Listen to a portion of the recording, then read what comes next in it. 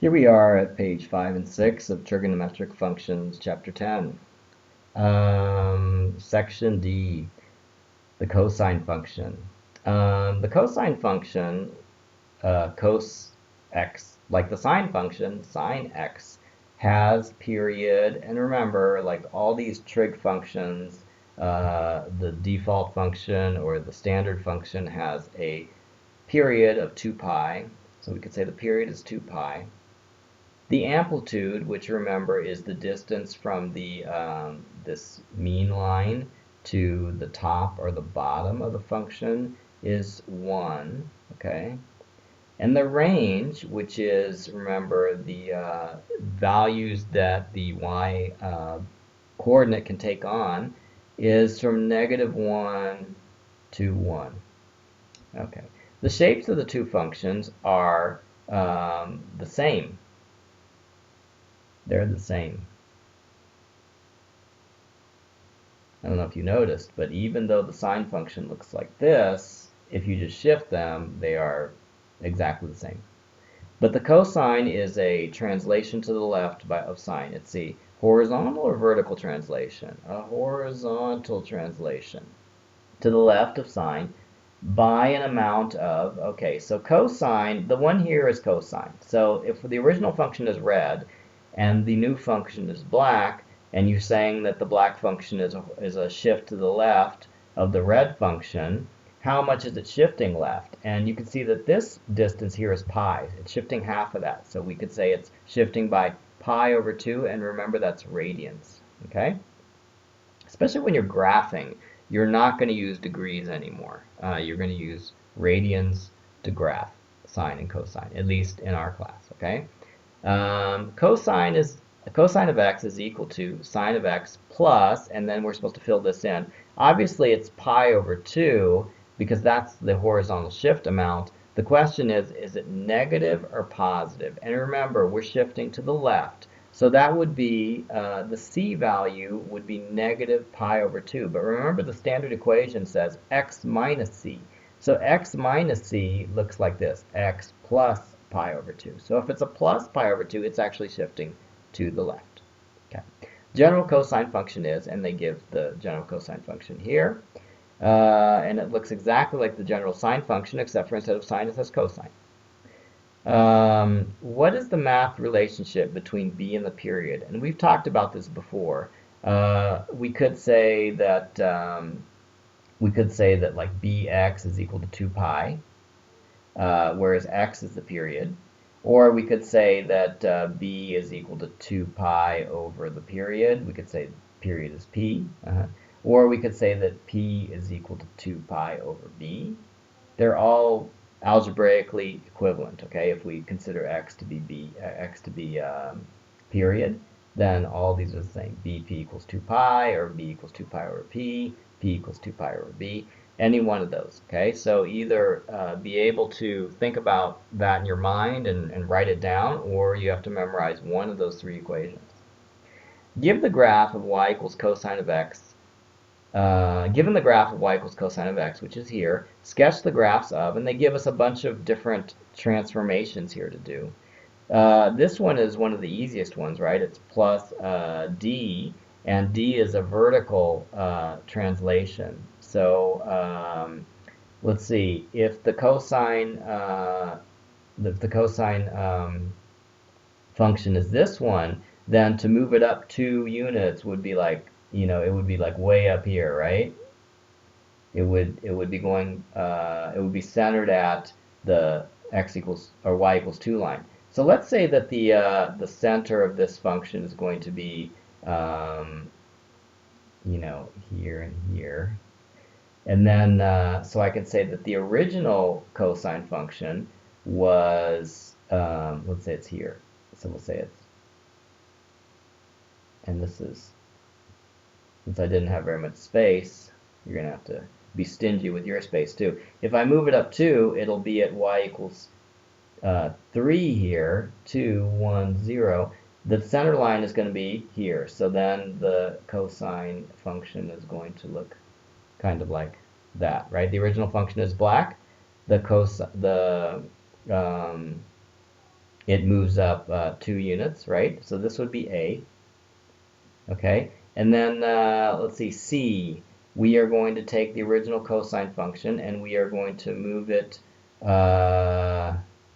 let's see, we're going to move it by pi over 4. It's going to be a horizontal translation. The question is it going to be to the left or the right? Well, remember it's minus C, so C here is positive, so it's moving to the right by pi over 4. Pi over 4 is quite a small amount. Like for example, in this diagram, this is pi, so pi over 4 would be that much, okay? So like for example, this point at y equals 1, it would move over that much. This point here, it would move over, you know, half a thing there too. And then the 0 point would move over half there. And so your new function is going to look like that, right? Okay. So that is the pink C. Okay. Now let's look at the next one. We have y equals 2/3 cosine of x, and for this one, I think I'm just going to put the x-axis like here. Okay, and we'll do this one in, let's say, brown. So here we're looking at oh, brown's not very good. It looks like black. We'll do green. So here we're looking at an A transformation, right? Which is the amplitude. So originally we have a cosine function which looks like, you know, this, okay? And then we're gonna multiply it by 2/3. So that means instead of going through 1, it's going to go through the 2/3 mark, and all the other points are going to be slightly less. So the maximum and minimum are going to be at 2/3 and negative 2/3. Everything else is going to be 2/3 of what it was. So that's what you end up with. Okay. Then finally for G, we'll do this G in orange. We're multiplying by a -1. So the size of the cosine function is the same, but it's going to be inverted. So we're going to invert the black line completely, and that is negative cosine of x. Okay. All right. Now what about this I function, or the I problem? It's quite complicated. So it has this factor and this factor. Remember, this one is D, so that's like a vertical translation, and it has this is C. It's a horizontal translation. So for this case, we'll draw it like that, and then so we'll draw the original function of cosine, which, you know, now we're pretty much experts at drawing cosine. It looks like that. Okay, and then we're going to do a horizontal translation down. Oh man, I should have done it the other way. Well, thank God for technology, right? Can move this up a little bit. There we go. Okay, I'm gonna do this one in blue. So I'm moving it down by -1. So that means that my new function is going to kind of look like that, but I haven't finished yet because I have one more translation to do. The other translation I have to do is, oh, this is not D, it's a C. Now remember, since this is plus pi over 4, C is equal to negative pi over 4. Okay, negative pi over 4. So if C is negative pi over 4, then that means it is moved over, and remember this pi is right here, 2 pi is here. So pi over 4 would be like that much, okay? And so like the 0 point, for example, is going to move over to here, and so every single point is going to move over just, you know, half a unit here. So like for example, this point here is going to move to here, and then this point here is going to move to here, and then this point here is going to move to here, and this point here is going to move to here, and then this point here is going to move to here. Okay, so it's going to look kind of like, oops, kind of like that, and then it's going to go back down again. Okay, so basically it moved down 1 unit, and then it moved over like pi over 4 units, a little bit to the left. So that's how the blue one works. Okay. Finally, we'll do this one in gray. Here we're dividing by 2 here. So what does this do? Well, this is the b factor, remember. So b is equal to 1/2. If b is equal to 1/2, let's see how that affects our period. We know that the period is equal to 2 pi over b. So 2 pi over 1/2 is equal to 4 pi. So our period suddenly becomes 4 pi. So instead of finishing the cosine function at 2 pi, it goes all the way to 4 pi, which is way over here. So it just stretches the whole thing out by a factor of 2. So like here it's at 1, here it's at 0, here it's at -1.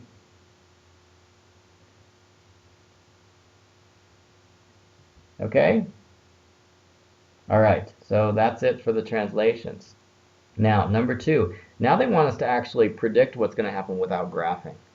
So without graphing, state the periods of, and so here they gave us, a factor here multiplied times the x, and here there's also another factor multiplied times the x.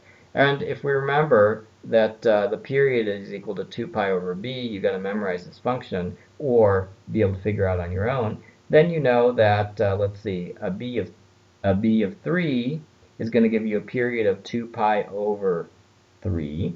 And then for c, we're going to memorize the function again. There it is. It's well worth your time to memorize this. Or, figure out a way to figure it out every single time, which is what I do. And then this will be pi over 50. So the pi's cancel out. 2 times 50 equals 100. So for the first one, the period is 2 pi over 3. For the second one, the period is 100. Okay. Moving on to page 6. The general cosine function is, and it gives us, that one we just saw above. State the geometrical significance of A, B, C, and D. And, this is, you're like experts in this now, right? So like A is a vertical stretch, right? Because it has to do with the amplitude, okay? B is a horizontal stretch. It changes the period, right? C is a horizontal translation or shift, whatever you want to call it. And D is a vertical translation. Okay, and we've learned that in the transformations chapter. We've learned the same thing here. Nothing different than what we knew before. 4. Find the cosine function shown in the graph. Okay, so let's see. The cosine function in the graph here would be, this one looks kind of like the standard cosine function. Now this one looks different, right? Okay, it looks upside down. So now what we're going to do is we're going to take the standard cosine equation, which looks something like this, and we're going to use it to figure out what the equations for these lines look like. And so what I'm going to do is I'm just going to analyze each of these numbers one by one. The first thing we want to analyze is D. And if we look at this one, D continues being on the line y equals 0. So D is basically 0. We can get rid of D, right? D is 0. And then what about A? Can we find A? A looks like it might not be normal, right? Because the regular cosine function ranges between 1 and -1. This cosine function ranges between 2 and -2. So that means that the A value is going to be 2 instead of 1, right? Now what about C?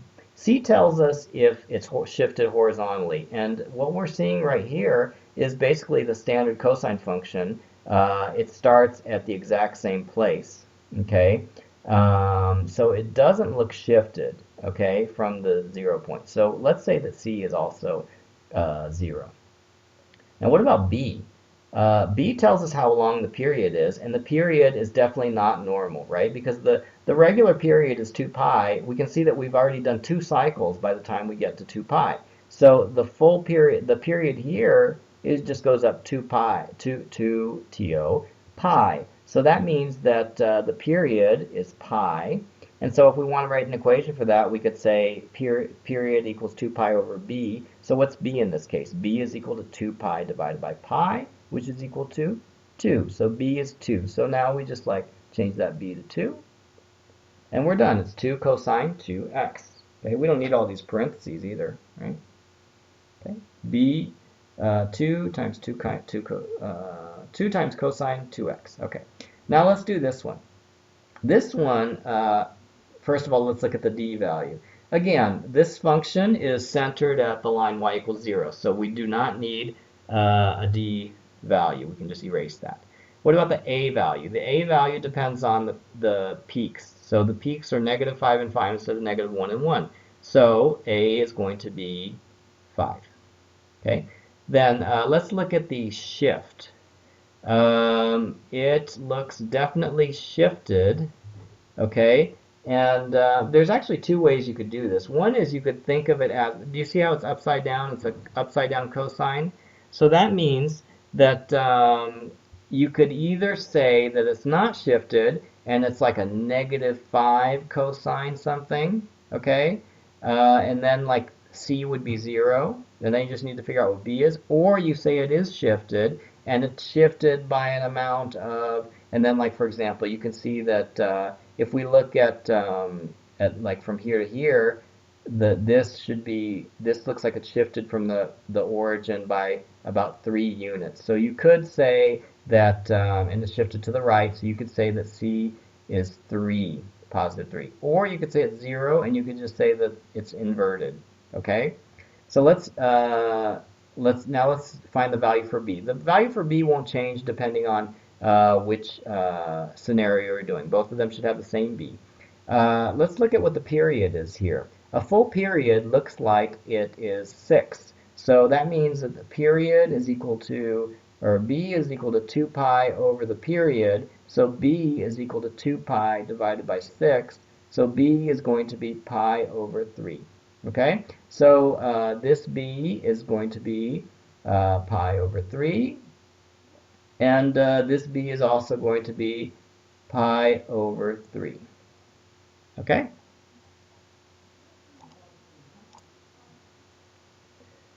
Okay, now moving on to, I noticed I spelled tangent wrong here, the tangent function on page 248. First it says, use SOHCAHTOA to prove that the tangent is equal to the sine of the sine over the cosine. Well, we know that the tangent is equal to the opposite over the adjacent, right? And we know that sine is equal to the opposite over the hypotenuse. And we know that cosine is equal to the adjacent over the hypotenuse. So let's see if these two are equal. Well, you could actually cancel out some of these things, right? Like the hypotenuses you cancel out, and whoops, you've already proved it. Tangent is equal to the sine over the cosine. All right.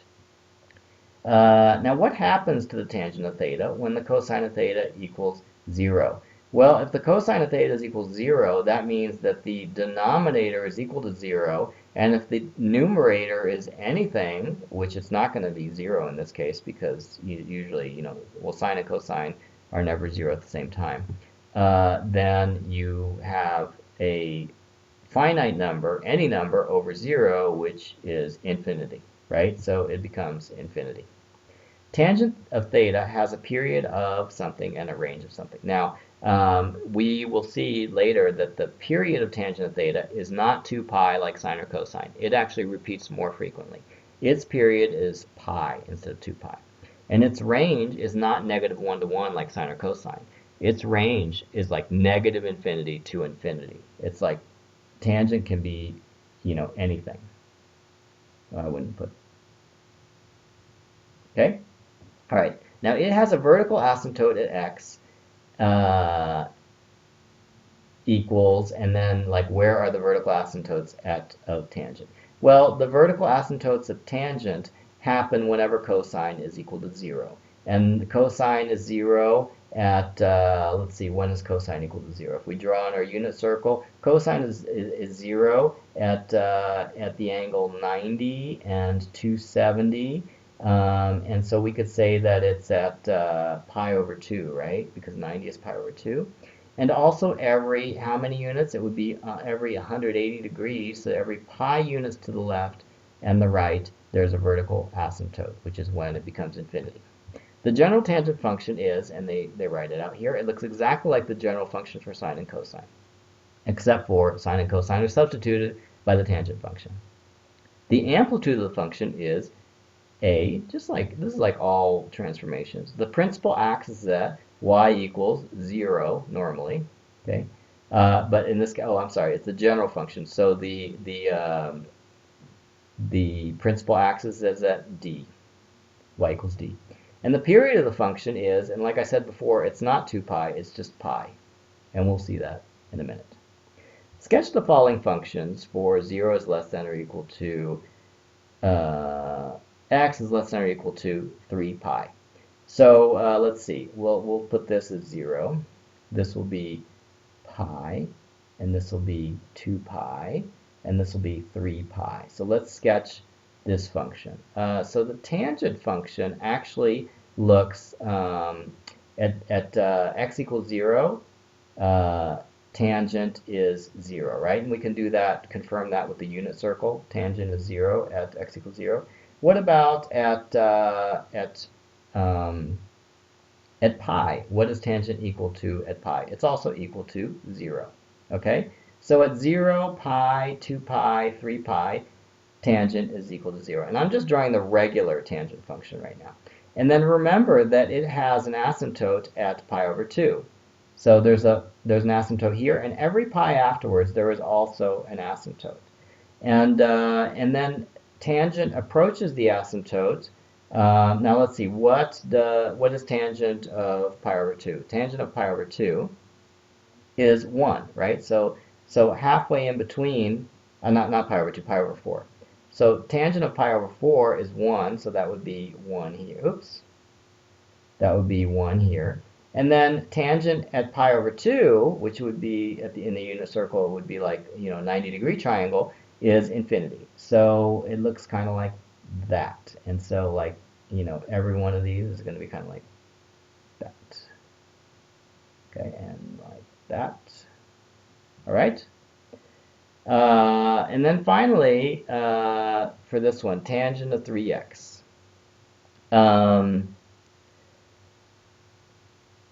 Here, the b value is equal to 3.